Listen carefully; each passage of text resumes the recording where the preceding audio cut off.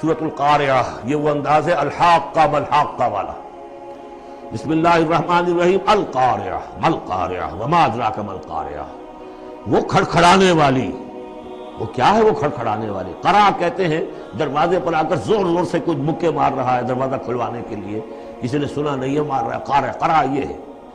القارعہ، جب وہ آئے گی قیامت تو گویا کہ اس پوری دنیا کو کھڑکھڑائے گی۔ ملقارعہ وما ادراک ملقارعہ، یوم یکون الناس کالفراش المبثوث، جس دن انسان ایسے ہوں گے جیسے پتنگے ہوتے ہیں بکھرے ہوئے۔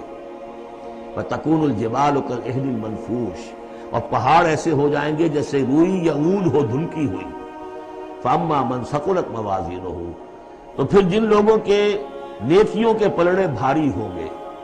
اصل میں دو شکلیں ہیں میزان کی، ایک میزان ہوتی ہے ترازو جس کے دو پلڑے ہیں، ایک ہے سپرنگ بیلنس، وہ ایک ہی پلڑا ہے اس کے اندر، تو وہ تو اس کے اندر جو بھی سپرنگ ہے وہ بتاتا ہے کہ یہ اس کا وزن کتنا ہے۔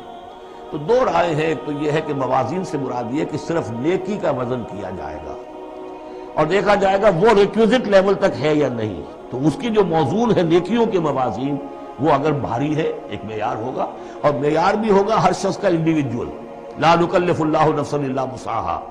اگر اس کے اپنے شاکلہ، اس کے اپنے جینز، اس کے اپنے جو بھی ماحول کے اثرات تھے، ان سب کی رعایت کرنے کے باوجود ایک مطلوبہ مقدار تک نیکی کا عنصر نکل آیا، فَأَمَّا مَنْ ثَقُلَتْ مَوَازِينُهُ فَهُوَ فِي عِيشَةٍ رَاضِيَةٍ، وہ ہوگا بڑے عیش کی زندگی میں جس میں اس کے لیے رضا ہی رضا ہے، راضی رہے گا، ہمیشہ جو ہے اس کی زندگی جو ہے خوشی پر ہوگی، خرم۔ وَأَمَّا مَنْ خَفَّتْ مَوَازِينُهُ، جس کے وہ نیکیوں کے پلڑے جو ہلکے ہوئے، فَأُمُّهُ هَاوِيَةٌ، تو اس کا ٹھکانہ ہے ایک گڑھا۔ وَمَا أَدْرَاكَ مَا هِيَ، اور جانتے وہ گڑھا کیا ہے؟